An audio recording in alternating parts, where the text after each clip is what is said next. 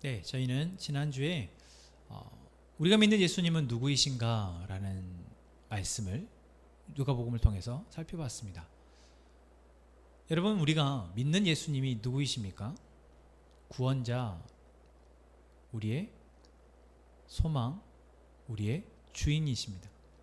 우리가 지난 주일 말씀에서 우리가 주인 대신 예수 그리스도를 잃어버리지 않고 주님이 다시 오실 그때까지 충성하며 지혜롭게 우리에게 맡겨진 삶을 살아내는 것, 그것이 우리가 해야 할 이 땅에서의 남겨진 몫이다 라는 말씀을 또한 나누었습니다. 계속해서 수요일, 주일 이 말씀, 본문은 계속 달라지지만 하나님이 우리 공동체 가운데, 아니 이 땅을 살아가는 그리스도인들에게 하시는 그 말씀이 여러분 보여지십니까? 아니 어쩌면 창세기에 아담과 하와가 범죄한 이후 이제 하나님의 완전함에서 멀어진 인간이 이 세상 가운데에서 살아남기 위해 하나님이 우리에게 베푸시는 은혜는 아담과 하와에게나 지금 우리에게나 다르지 않다라는 것이 여러분 혹시 보여지십니까? 그때 아담과 하와가 범죄하여서 이제 에덴 동산에서 쫓겨났을 때 하나님이 아담과 하와에게 가죽옷을 지어 입히시고 이제 그들을 보호해 주시겠다, 지켜주시겠다 약속하시며 하나님이 그들에게 베푸셨던 그 은혜가 지금 2021년의 오늘을 힘겹게 살아가고 있는 우리에게도 통일하게 보여지고 있다는 사실을 여러분 보시고 있으십니까?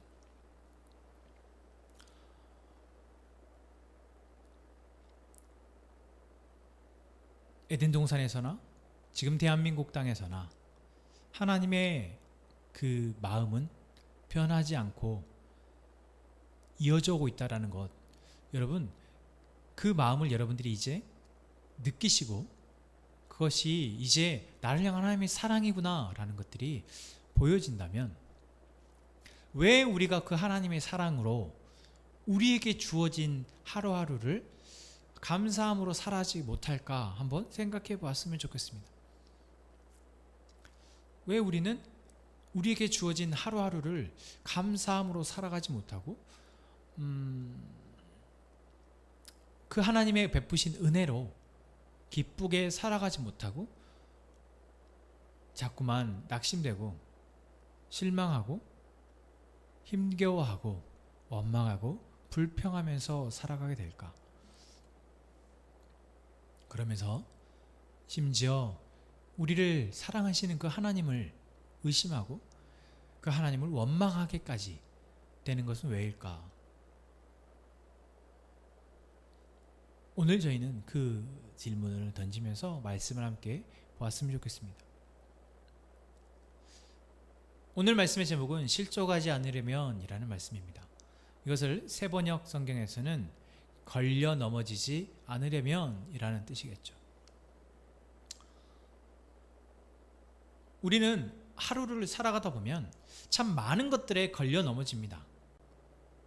여기서 걸려 넘어진다는 것은 꼭 돌뿌리가 아니라 우리가 뭔가 기쁜 마음으로 감사한 마음으로 살아가는데 장애가 되는 것들, 그래서 그것 때문에 내가 나의 기쁨을 잃어버리고 감사를 잃어버리게 되는 것들, 내가 마땅히 살아야 될 삶을 제대로 살지 못하게 되는 그러한 요인들이 바로 걸려 넘어지게 만드는 것들이죠. 여러분, 오늘 하루 가운데 여러분들이 무엇에 걸려 넘어지셨습니까? 여러분을 걸려 넘어지게 한, 그래서 짜증나게 하고 화나게 하고 슬프게 한 그것은 무엇입니까? 옆에 있는 사람일 수 있겠죠. 또 어떠한 상황일 수 있겠죠. 근데 보통 우리는 사람 때문에 걸려 넘어집니다. 나의 가족들에게 내가 걸려 넘어지기도 하고 내가 걸림돌이 되어지기도 하죠. 우리는 그러다 보니 매일 삶 가운데에서 사실 감사하고 기쁨으로 살아가기보다는 걸려 넘어질 일이 더 많습니다. 그렇게 걸려 넘어지다 보면 우리는 이 세상은 이렇게 사는 건가 보다 라고 하면서 악에 맞춰서 살아가게 되죠. 자꾸만 나를 걸려 넘어지게 만드는 그러한 사람에 대해서 이제 미워하고 원망하고, 그러다 이제 관계를 단절하게까지 이어지기도 합니다.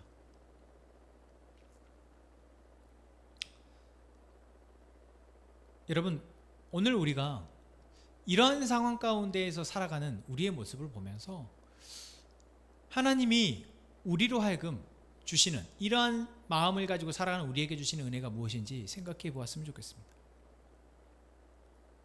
오늘 예수님이 23절 말씀에서 나에게 걸려 넘어지지 않는 사람은 복이 있다 라고 말씀하십니다.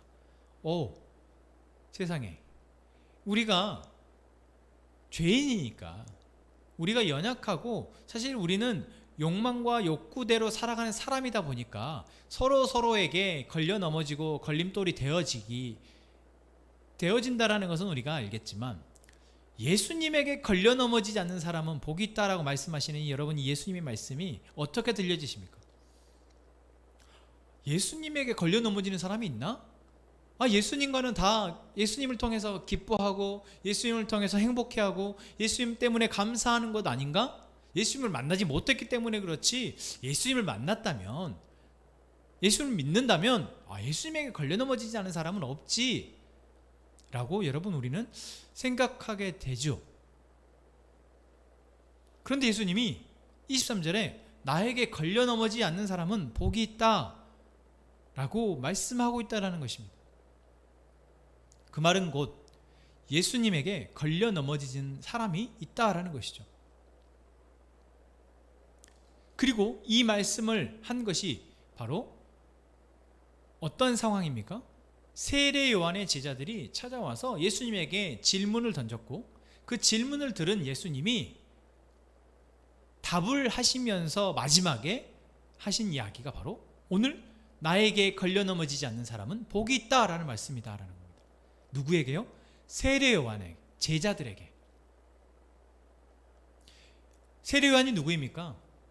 예수님에게 세례를 준 사람입니다. 예수님이 오실 것을 예비하기 위해서 하나님이 미리 택하신 사람이었고, 자신은 그 역할에 알고 있었기에 예수님에게 자기의 자리를 기꺼이 내어준 사람이 바로 세례 요한입니다. 이 땅에서의 부귀 영화 또 취하지 않고 오실 메시아를 기다리면서 사람들에게 회개하세요, 하나님의 나라가 가까이 왔습니다, 회개하세요, 당신들이 회개하지 않으면 진노를 피하지 못합니다, 회개하십시오, 곧 메시아가 오셔서 우리를 심판하실 것이니 회개하십시오 라고 선포하였던 그 사람이 바로 세례 요한입니다. 세례 요한은 그렇게 예수님의 오실 것을 예비하였고 사람들에게 회개를 선포하였고, 결국 그러다가 헤로데에 의해서 감옥에 갇힌 신사가 되고 말았습니다. 그런 세례 요한이 오늘 본문의 말씀에 보니 제자들을 보내서 예수님에게 묻고 있는 것입니다. 선생님, 오실 그분이 당신이십니까? 아니면 다른 분을 기다려야 합니까? 라고요. 조금 전에 말했던 세례 요한이 과연 이런 질문을 했을까라고 싶을 만큼의 질문 아닙니까? 언뜻 보면 무엇으로 보여집니까? 당신이 진짜 메시아 맞습니까? 라고, 내가 기다린 그 메시아가 맞습니까? 라고 묻고 있는 것 같지 않습니까? 물론 세례 요한이 의심을 해서 이것을 이렇게 물었다라고 생각하지 않습니다. 하지만 세례 요한이 이렇게 물을 만큼 상황이 있었다라는 것이죠. 어떤 상황이겠습니까? 자기는 오실 예수님을 준비하면서 그분을 대비하기 위해서 사람들에게 메시아가 곧 오니 회개하십시오 라고 선포했고, 수많은 사람들이 세례 요한에게 세례를 받으면서 회개의 자리로 나왔습니다. 예수님이 저희는 읽지 않았지만 29절 말씀에 그렇게 얘기하고 있죠. 모든 백성과 심지어는 세리들까지도 요한의 설교를 듣고 그의 세례를 받았다. 세례를 받았다는 것은 무엇입니까? 회개하였다라는 것입니다. 그래서 요한의 세례를 회개의 세례라고 말합니다.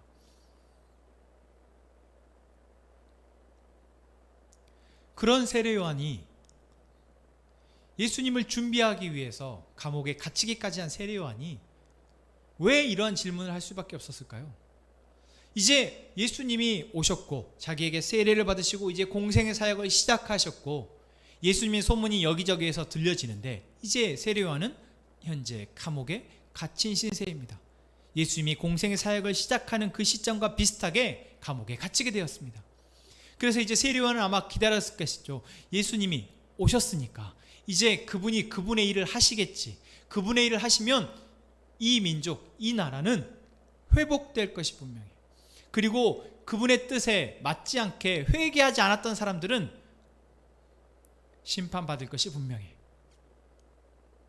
라고 생각했을 것입니다. 그런데 아무리 기다려도 그러한 소식은 들려지지 않는 것입니다. 그리고 오늘 18절 말씀을 보면은 요한의 제자들이 와서 무슨 소식을 전하냐면 이 모든 일을 요한에게 알렸다라고 하는데 이 모든 일이라는 게 무엇입니까? 예수님이 동네마다 돌아다니면서 병자들을 고치고 귀신을 쫓아내고 소외된 사람들을 찾아가서 그들을 위로하고 격려하는, 그들에게 하나님 나라의 복음을 전한다라는 이야기를 듣게 된 것입니다. 그 이야기를 들은 세례 요한이 묻는 것이죠. 선생님이 정말 제가 기다린 메시아가 맞습니까? 라고요.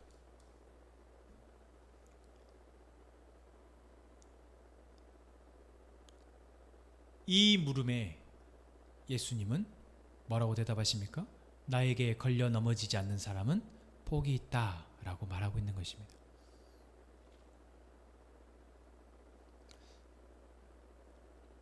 예수님이 이 말씀을 하시는 것은 세례 요한 뿐만 아니라 세례 요한의 제자들, 그리고 세례 요한의 말씀을 듣고 회개하며 이제 오실 메시아, 그리고 그 메시아가 이루실 구원을 기대했던 사람들에게 예수님의 모습은 기대와 달랐다라는 것입니다. 그러다 보니 내 기대와 다르게 예수님이 하시는 것을 보니 그 모습에서 이상하네, 예수님 왜 저렇게 하시지? 왜 예수님이 이 나라, 이 민족을 구원하시기 위해서 좀 더 우리가 생각하는 그런 개혁자 또는 이 세상을 뒤엎는 구원자의 모습으로, 왕의 모습으로 드러나지 않으시고 자꾸 마을마다 소외된 나사렛 지역에 가서, 가버나움 지역에 가서, 갈릴리 지역에 가서 그렇게 소외된 곳에서 변방에서 복음을 전하시고 병자들만 고치시고 계시지? 라고 생각이 들어진 것이죠. 그러면서 점차 의구심으로 나아가고 어느 순간 그게 불평으로 나가기까지 했던 것입니다. 왜요? 자신들의 상황과 삶이 빨리 회복되고 나아지기를 원하기 때문에 그랬습니다. 그런 사람들에게 예수님의 모습은 어쩌면 걸려 넘어지는, 예수님의 그 메시아로서 오셔서 예수님은 본인의 사역을 감당하고 있는 그것이 걸려 넘어지는 이유가 될 수 있었던 것입니다. 그래서 예수님은 세례 요한의 제자들에게 나에게 걸려 넘어지지 않는 사람은 복이 있다라고 말씀하고 있습니다. 그래서 예수님은 말씀하시죠.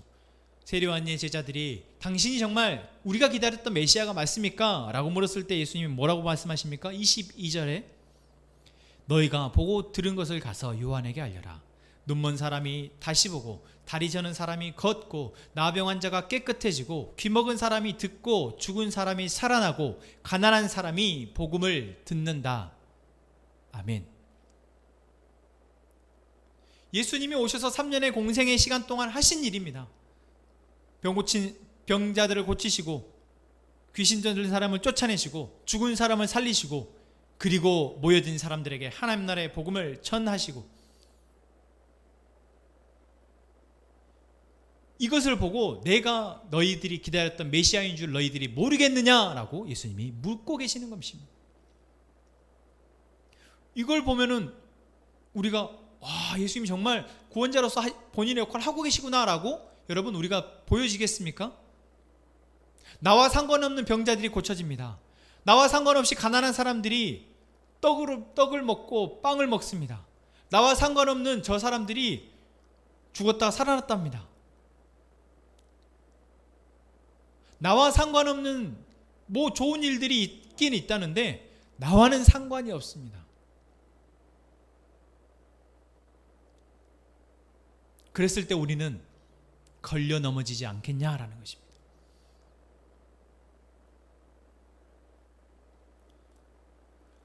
예수님은 분명 메시아로서 구원자로서 이 땅 가운데 오셨고 그 역할을 계속 하셨습니다. 하지만 그 일을 보면서 예수님이 정말 구원자로서 오셔서 구원자의 일을 하고 계시구나 라고 보지 못했던 사람들이 너무나 많았다라는 것이죠. 왜요? 자기들이 생각했던 메시아의 모습이 아니었기 때문에 그렇습니다. 자기들이 지금 고민하는 문제, 자기들이 해결받고자 하는 문제가 당장 해결되어지지 않았기 때문에 그렇습니다. 물론 병이 고쳐진 그 당사자들은, 죽었다 살아난 그 사람들은 예수님을 열광적으로 따르고 믿을 수는 있었겠지만 사실 병이 고쳐진 사람보다 병이 고쳐지지 않고 자기들의 상황이 하나도 나아지지 않은 사람들이 훨씬 많았다라는 것을 생각해 보면 예수님이 하신 이 일은 정말 걸려 넘어질만 하지 않습니까?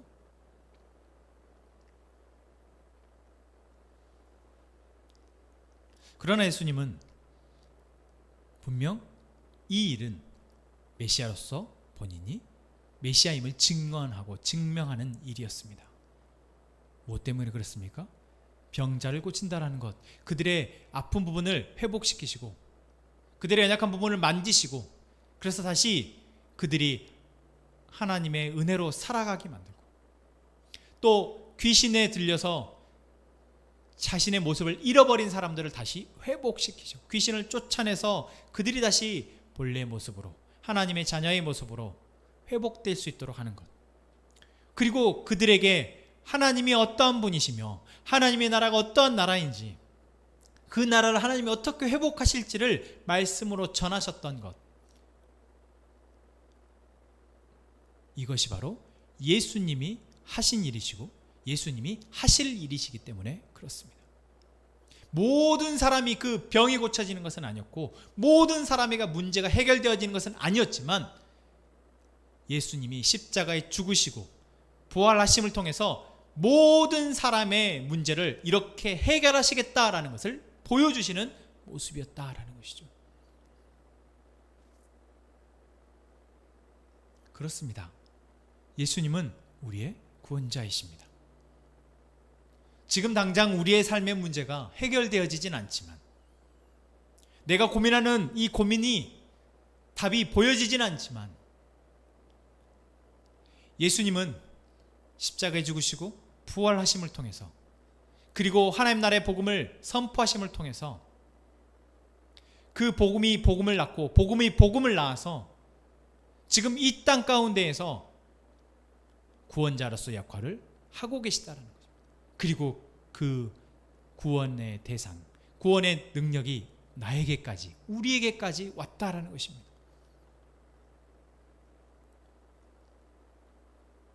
여러분, 예수님의 구원자 되심이 여러분들에게 지금 고백되어지십니까? 아니면 여전히 걸려 넘어집니까? 믿기는 믿는데 때때로 내 상황이 너무 힘드니 정말 원망이 나고 불평이 나서 내가 시험에 든다.